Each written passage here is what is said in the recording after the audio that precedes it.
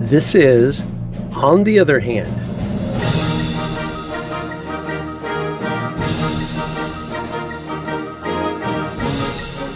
A podcast sponsored by Braver Angels in Arkansas that explores politics and other issues of importance to Arkansans through conversations with community leaders. Stay with us as we talk to another leader in Arkansas who works across differences to get things done and to bring us closer together. Hello and welcome to On the Other Hand. I'm your host, April Chatham Carpenter, here today with my co-host, Glenn White. On our podcast, Glenn and I interview community leaders in Arkansas who help work towards solutions across various political or other divides, or who in other ways reach across various divisions within our community. And we're excited about our guest today. Glenn, who do we have today? Well, hello, April. Today, we're pretty happy to be speaking with one of our newer leaders in Braver Angels, Arkansas, Dr. Kent Myers. Kent is married, has two grown boys, and he has degrees in public administration and criminal justice that I know of, and a PhD from Our Lady of the Lake University. He has a career, as I understand it, as a city manager several places, most notably in our way of looking at things, Hot Springs, Arkansas, for a number of years, as well as other cities. So Kent has been a member and has volunteered with us and taken a leadership role here in Braver Angels, Arkansas for about a year now, I guess. And he's currently serving as the organization's liaison to our colleges and universities in Arkansas. One of the really notable things about him, I learned that in his role as city manager, he was involved with the Arkansas Municipal League. And after he finished doing the city manager gig, they made him a lifetime member of the Municipal League. So recently, he recruited Lisa McNair, another one of our local leaders here in Braver Angels, Arkansas, to organize a training session for Arkansas Municipal League. And they had about 500, I think, or so listen to a workshop on how to use soft skills when you had difficult conversations in government, like with public officials and citizens. And they used a lot of the skills that we teach in Braver Angels. So that's a little bit about Kent. Let's hear from him now. Welcome to On the Other Hand, Kent. A pleasure to be here and look forward to our conversation today. Well, we're looking forward to it as well. Let's start off with this. One of these little thought questions. Tell me one life lesson that you think you've learned over the years that relates to what we do in Braver Angels. Okay, I think probably the biggest life lesson I've kind of learned over the years is the importance of collaboration. And the reason I say that, in spending my career in local government, I recognize that local government cannot address issues and problems on our own. We have to collaborate with other government entities, other nonprofit organizations, and various agencies if we want to get things done. And let's just take two examples of that. Crime reduction, it takes a lot of collaboration between the city police force, county, state, federal, and so forth. In order to address crime, you have to be able to collaborate. You have to have a close working relationship with other agencies. Affordable housing would be another example. City government can't address affordable housing on its own. It requires collaboration with the federal government. It requires collaboration with public housing agencies. And so one of the things that Braver Angels has really taught me is the importance of the listening skills. We start, of course, listening basic, to other people's perspectives and other agencies, trying to understand, kind of their position in order to collaborate with us. So I think that's probably the biggest thing is, and of course, collaboration, or, the definition is two people working together to achieve common goals. And so I think Braver Angels definitely aids in that process of collaboration. Yeah, and you talk about individuals. The way you were already describing it actually means groups. It may be you're in the local government, you have to deal with state government, maybe the federal government, community agencies and groups, as well as individual citizens. So there's a lot of opportunity for collaboration that you talk about. I can see that.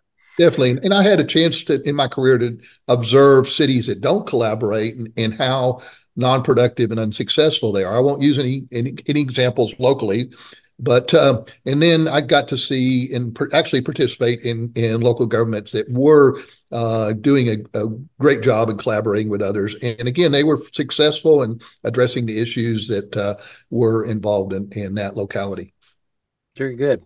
So I understand that you recently retired from your primary career as a city manager, and I believe you now have a consulting company. So maybe tell us a little bit about your professional career, how it developed over time, and then what you're doing now that's keeping you busy.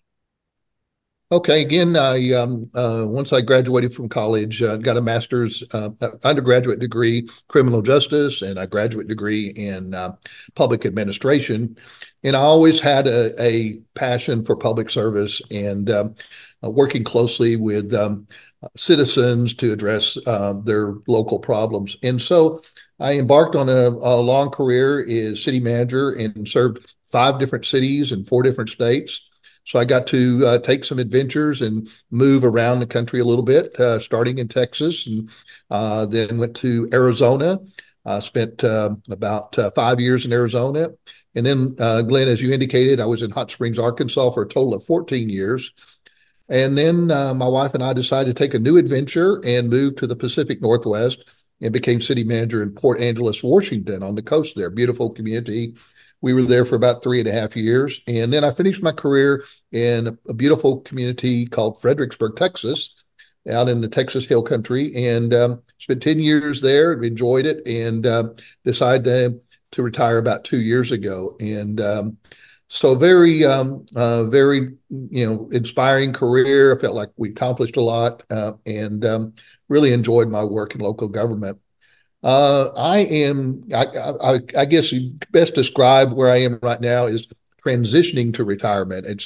I think it's very difficult for somebody like me to move from a job where you're working so many hours and you're really involved in the community to doing nothing or to just, playing golf or tennis or whatever. So anyway, I am in that transition process, volunteering for different groups and doing some part-time consulting.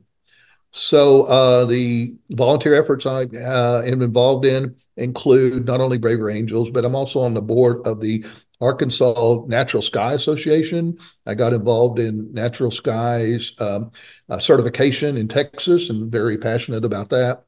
I'm also volunteer at the Arkansas Food Bank, and I'm on a committee at MacArthur Park to improve MacArthur Park here in Little Rock. So I enjoy that. And again, it keeps me busy, keeps me involved in different activities that serve a purpose. And so I really enjoy that.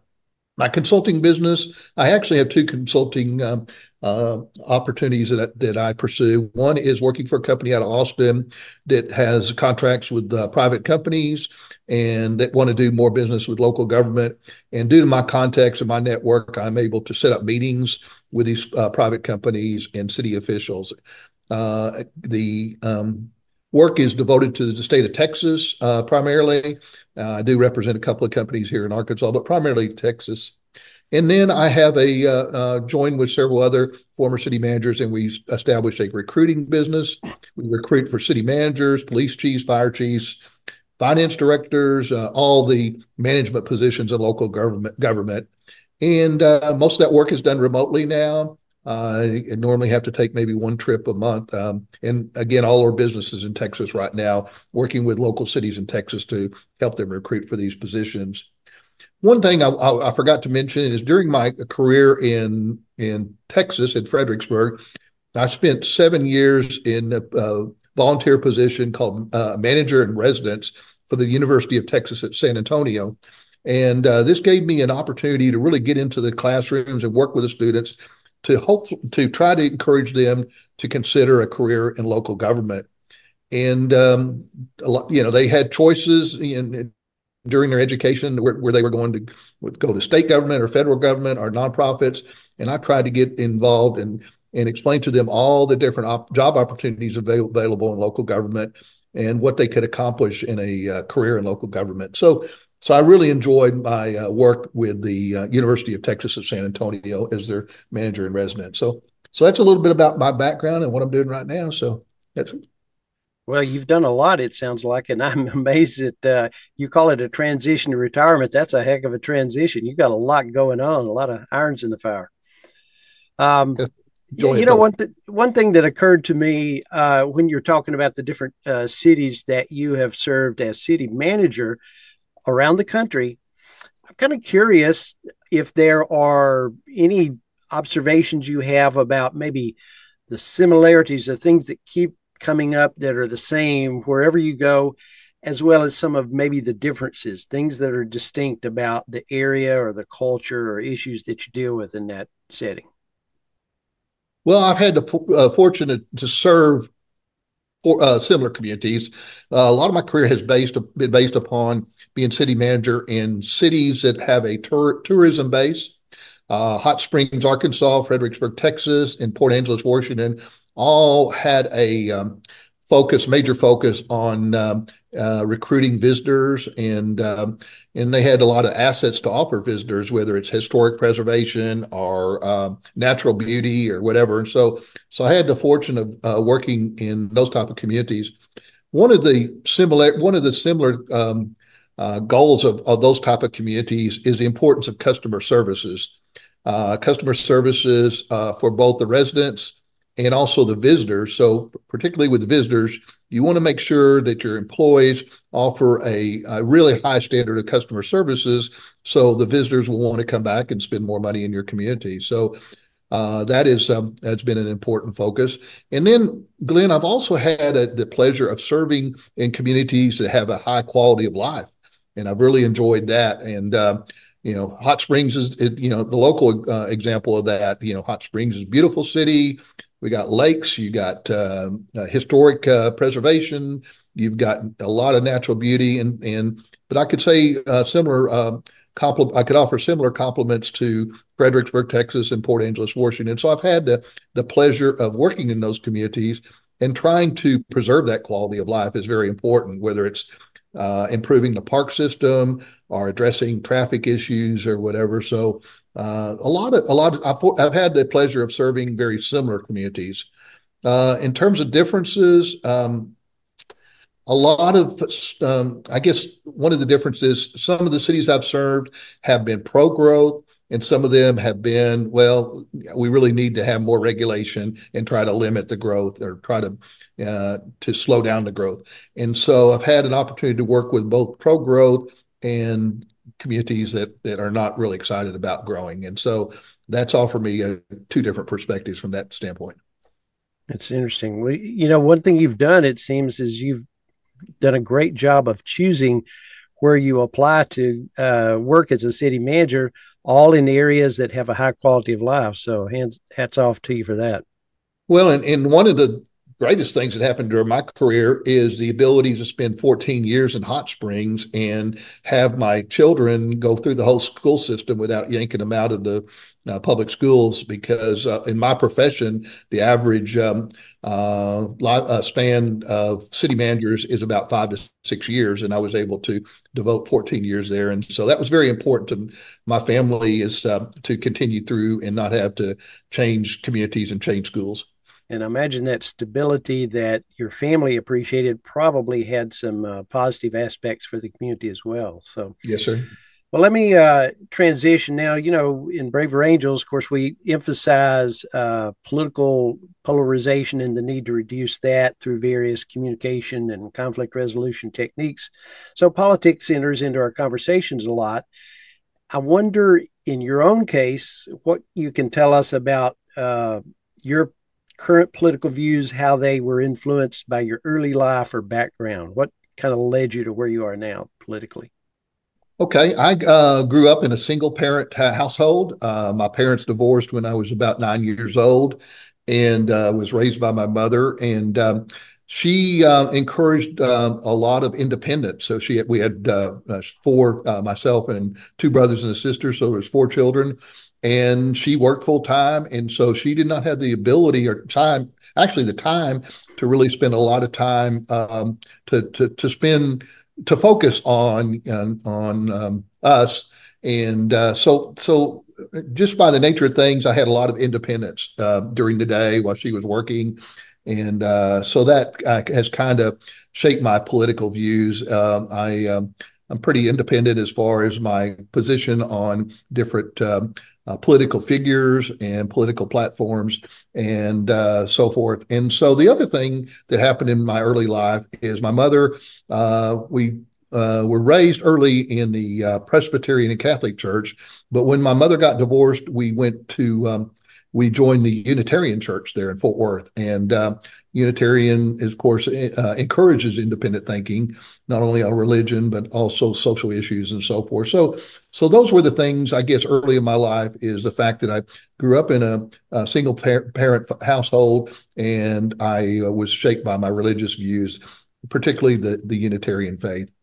So that again has resulted in, a kind of independent view on things. Even though I tend to be more liberal than most people, I still, I will vote for the person versus the party. I want somebody that's, when I look at a political figure in election process, I want somebody that's honest and has the same kind of values that I have versus their political affiliation. It makes sense. Well, it's so great to hear about your experiences and kind of what has led up to them and see your trajectory over time. I want to back up just a little bit because I know that I don't know for sure what all a city manager does, and I'm assuming that some of my listeners probably do not as well. So, kind of walk us through what an average week would look like for a city manager.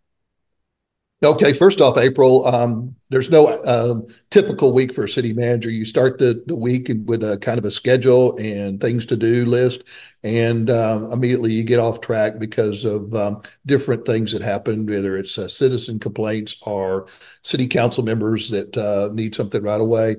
But basically, a city manager in a city manager form of government is responsible for managing the day-to-day operations of the city, which includes all sorts of activities from emergency services to parks and recreation and the planning process. We have engineering, the infrastructure improvements, streets, utilities, and so forth. And so it requires somebody that's knowledgeable in all these areas, not necessarily an expert in all these areas, but somebody that's knowledgeable in these areas. And the key, like in most professions, is hiring the right people that can do the job and motivating them in the process. So that's kind of what a city manager does. The other aspect of a city manager is implementing the policy decisions of the city council. Again, the council approves the budget, they approve ordinances and regulations, and a city manager is charged in making sure that the city organizations, the city staff implements those policies. So managing the day-to-day operation and implementing policies are probably the two primary activities of the city manager. Okay, thank you. Do city managers run the city council meetings?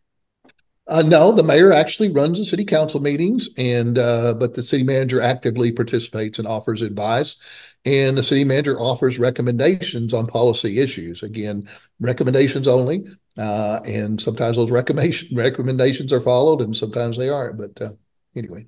Okay, so difference between a mayor and a city manager? The mayor, well, it depends on the form of government. Again, and here in Little Rock, it's kind of a hybrid form of government where the mayor is actually over certain departments and the city manager is over other departments.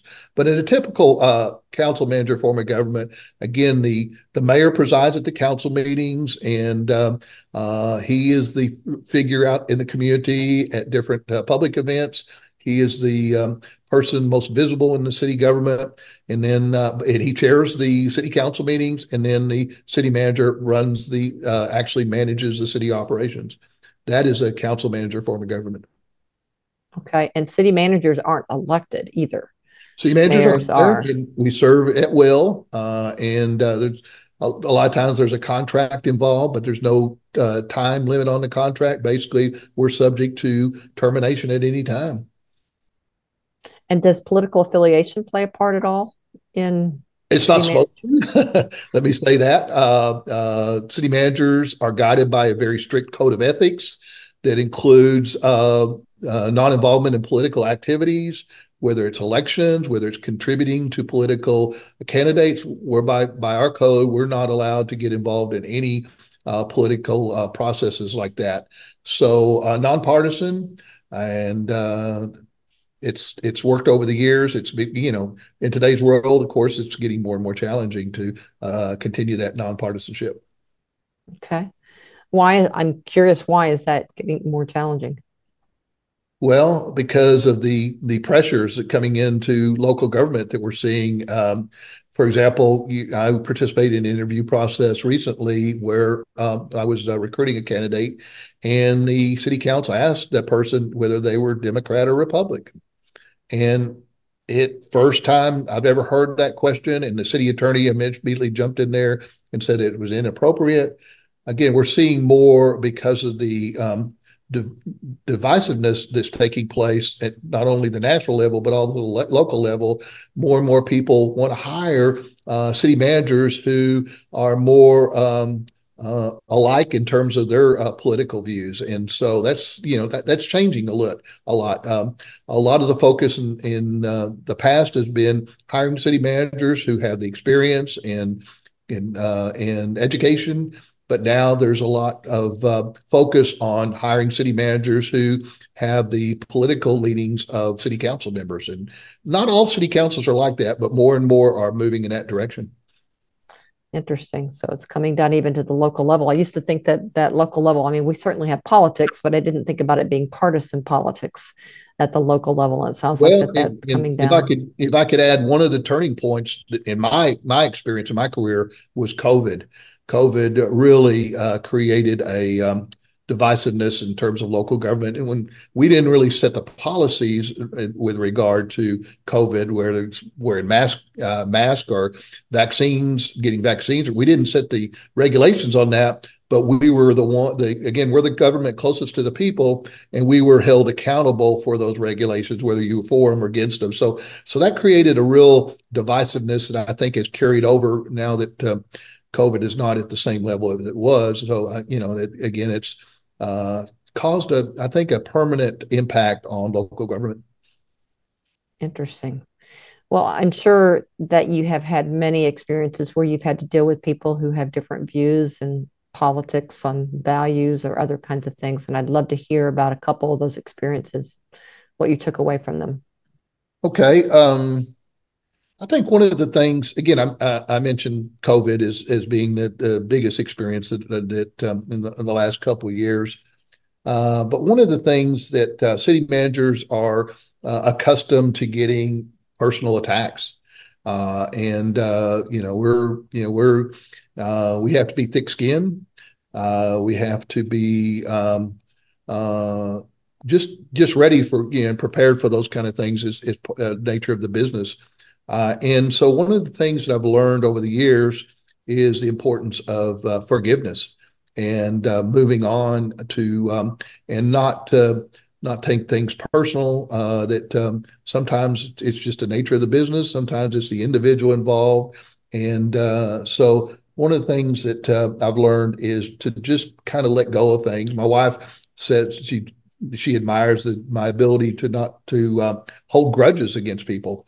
And I just have to move on in order to be successful in this business. And so I have this certain ability to forgive people, and I think it's probably a quality that you see in a lot of city managers. And we have all sorts of other pressures on us that we're facing on a daily basis. So we've got to kind of let go of these things when somebody attacks us personally. Sometimes, we're seeing more and more of the physical attacks now too. Now, personally, I have not ever experienced a physical attack on me, but we're seeing more and more of that at city council meetings and in city halls and so forth. So personally, I haven't faced that.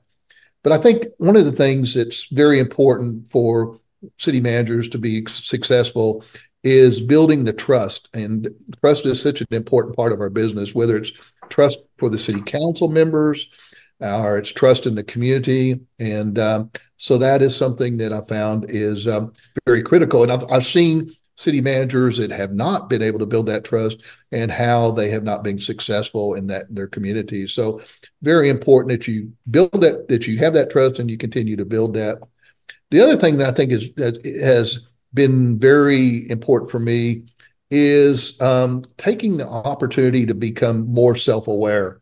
We're city managers are really busy dealing with, putting fires out, every day. Sometimes it's very difficult for us to take some time to meditate and try to become more self-aware of our strengths and weaknesses and how we react to people. And so I think that is an important thing that I've learned over the years due to pressures that I face on a day-to-day basis. And so taking time away from work or taking time, shut the door, and just focusing on becoming more aware of yourself and how you react to people, I think is very important. Do you have any examples of how you built trust in one of your roles? I think it basically boils down to communication, open, honest communication. And by open, honest communication, I mean a couple of things. One is giving people all the news, not just sugarcoating it and focusing on the positive, but giving them the anything that's negative out there, any sort of controversies that are brewing that they need to be aware of, is very important to building that trust rather than covering things up. So transparency and open communication, very important. And then another aspect is, mayor and city councils sometimes try to build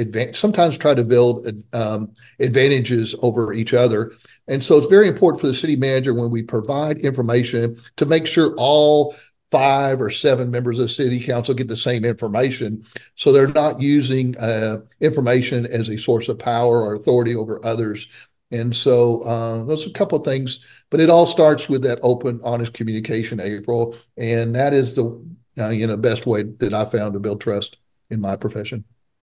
Well, so many interesting points and so little time from Kent today. We hope people will join us for the second part of our interview with Kent Myers. Check it out through your favorite podcast website or the Braver Angels Arkansas website at arkansas.braverangels.org or on many popular podcast sites. When you visit our website, in addition to links to all our episodes, you'll find a link to email us at otherhandar@gmail.com with your program feedback or suggested speakers. You'll find many other episodes featuring past guests that we think you'll want to hear, and one previous interview we suggest you check out that was mentioned in this interview with Kent Myers is our conversation with Lisa McNear. That conversation is found in episodes 42 and 43. On the Other Hand is sponsored by Braver Angels in Arkansas. Music was composed by Randall Standridge of Jonesboro, Arkansas, and was performed by the University of Northern Colorado Symphonic Band, Dr. Richard Main, conductor. From your host, Glenn White and April Chatham Carpenter, let's each do our part to bring our community closer together.